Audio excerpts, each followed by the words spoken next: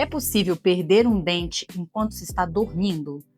Sim, infelizmente, isso é uma realidade que vem crescendo aqui na clínica. Muitos pacientes estão apresentando quadros de bruxismo e apertamento dentário. O que muita gente não sabe é que o apertamento dentário é um tipo de bruxismo. As pessoas acham que quando a pessoa range os dentes é que ela tem bruxismo.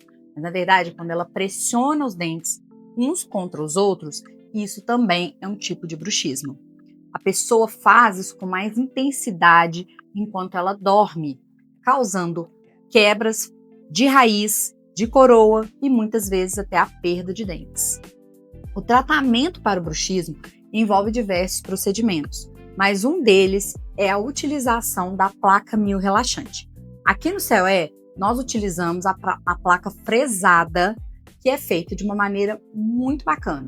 Ou seja, o paciente é escaneado, encaminhamos esse escaneamento para um laboratório em Belo Horizonte, um laboratório especializado, e ele confecciona essa placa no modelo impresso, de forma muito mais assertiva e confortável para os nossos pacientes.